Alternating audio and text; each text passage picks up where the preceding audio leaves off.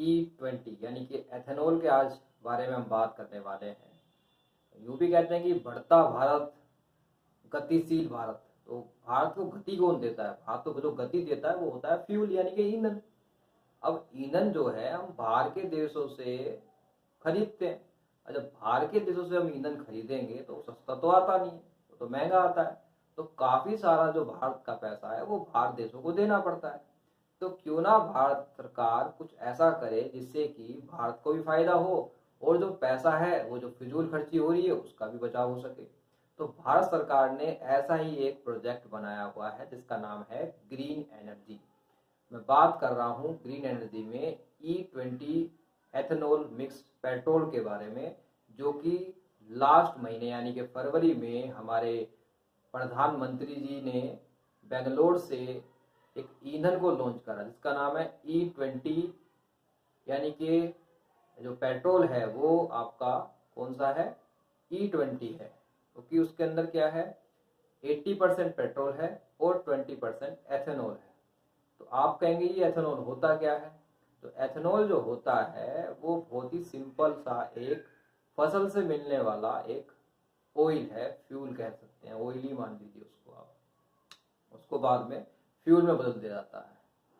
तो ये बनता कैसे है? ये मक्का, गेहूं, चावल और आपका गन्ना, ये इसके सोर्स हैं जिससे ये बनता है। और भारत में मक्का की और गन्ने की जो फसल है वो काफ़ी बड़े स्तर पे होती है। तो सरकार ये चाहती है एक तरफ किसानों की भी कमाई हो, और दूसरी तरफ जो एथेनॉल है उसको पेट्रोल में मिक्स करके क्यों ना अपना भी पैसा बचाया जा सके। और इसका सीधा सीधा जो फायदा मिलेगा वो मिलेगा हमारे एनवायरनमेंट को, क्योंकि अगर एथेनॉल 20% या एथेनॉल 10% या ऊपर एथेनॉल के जो फ्यूल हैं उनका इस्तेमाल अपने वाहनों में किया जाएगा तो वाहन जो है उत्सर्जन कम करता है। उदाहरण की बात करें कि तकरीबन 35% कार्बन मोनोऑक्साइड की जो गिरावट आती है उससे, एथेनॉल को इस्तेमाल करने से। और भी काफ़ी सारी गैसें जैसे कि हाइड्रोकार्बन होती है, पार्टिकुलेट मैटर होता है, नाइट्रो ऑक्साइड होती है, ये सभी गैसें भी काफ़ी स्तर पर कम हो जाती हैं। तो इसका फायदा जो होता है हमें सीधा सीधा वातावरण को मिलता है, और वातावरण से हम जो है ऑक्सीजन सर्जन करते हैं, सांस लेते हैं, तो इसका सीधा सीधा फायदा हमें भी मिलता है। तो जो एथेनॉल है वो है तो काफ़ी अच्छी चीज़, लेकिन इसके कुछ नुकसान भी हैं। जैसे कि अगर हम एवरेज की बात करें तो पेट्रोल के मुकाबले जो एथेनॉल होता है वो 66% ऊर्जावान होता है। और जब किसी गाड़ी के अंदर एथेनॉल का इस्तेमाल हो रहा होता है तो तकरीबन 6 से 8 औसतन जो एवरेज होता है वो गिरावट आ जाती है, यानी कि उसकी एवरेज जो है वो कम हो जाती है। या फिर यूं भी कहें कि कोई पेट्रोल गाड़ी है 1 लीटर में वो 22 किलोमीटर चलती है, तो एथेनॉल से वो आपकी तकरीबन 18 किलोमीटर या फिर 17 किलोमीटर के आसपास ही वो चल पाती है। साथ में एक नुकसान और भी है, हमारे इंजन को जंग लगने का खतरा भी रहता है। तो इस पे अभी रिसर्च और भी चल रही है। फ्यूचर में ये जो समस्या है उसको भी भारत सरकार जो है जल्दी ही, यानी कि भारत सरकार की जो कंपनियां हैं, जो पेट्रोलियम कंपनी है, इसको भी जल्दी से सॉल्व कर लेगी, यानी कि उसको हल कर लेगी जो जंग लगने की समस्या है। अब बात करते हैं कि क्या पुरानी गाड़ी में E20 फ्यूल का इस्तेमाल किया जा सकता है। E20 तो आप समझ ही गए होंगे, जो कि E20 क्या है, यानी कि 80% पेट्रोल और 20% एथेनॉल का मिक्सचर है, इसको E20 बोला जाता है। ठीक है, तो पुरानी गाड़ी में E20 फ्यूल का इस्तेमाल किया जा सकता है? इसका जवाब है नहीं। BS3 मॉडल्स तक तो बिल्कुल भी नहीं किया जा सकता, क्योंकि ऐसे इंजन्स कंप्लायंस को पूरा नहीं करते हैं, क्योंकि इंजन न्यू टेक्नोलॉजी में बना हुआ है, और जो फ्यूल जो है नई टेक्नोलॉजी में बना हुआ है, और जो इंजन है वो ओल्ड टेक्नोलॉजी में बना हुआ है।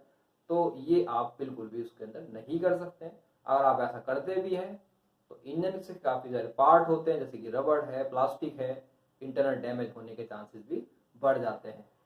हाँ, जो नई गाड़ी है BS4 गाड़ी है, BS6 है, या BS6 फेज 2 की गाड़ी 1 अप्रैल 2023 से जो लॉन्च होंगी, उन सभी में आसानी से आप E20 फ्यूल का इस्तेमाल लगातार कर सकते हैं, उसमें कोई समस्या नहीं आने वाली है। क्योंकि कंपनी को पहले से ही निर्देश थे जब उन्होंने BS6 इंजन को लॉन्च करना था कि फ्यूचर में E20 फ्यूल जो है पेट्रोल जो है आने वाला है, तो कंपनी ने उन्हीं दिशा निर्देशों को देखते हुए इंजन में तब्दीली करके ही पहले से ही इंजन को लॉन्च करा था। साथ में आगे जो सिस्टम बनने वाला है वो आगे E20 यानी कि E20 के बाद में और भी आगे भी ये बढ़ भी सकता है, क्योंकि सरकार ये चाहती है लगातार हम ग्रीन एनर्जी की तरफ बढ़ते रहें, जिससे कि पर्यावरण हमारा साफ रहे, स्वच्छ रहे।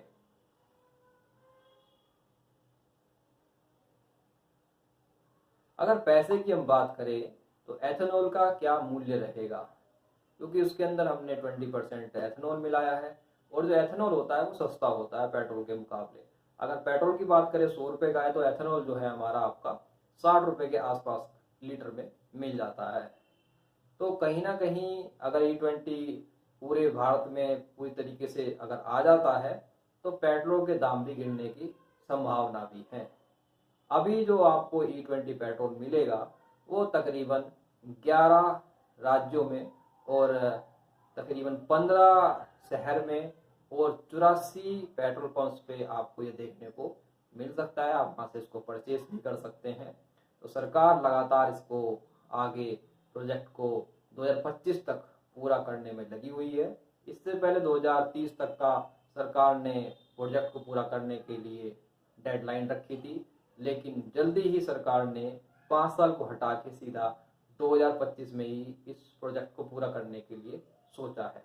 तो उम्मीद है E20 फ्यूल के बारे में आपको काफ़ी अच्छी जानकारी हुई होगी और E20 जो फ्यूल है आप अपने वाहन में डलवा सकते हैं।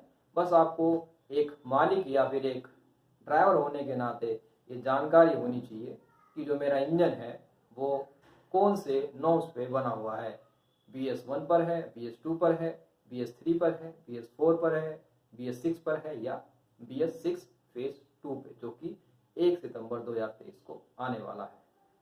तो आज के वीडियो में बस इतना ही। हम आपसे फिर मिलेंगे, फिर मुलाकात होगी। बहुत बहुत धन्यवाद।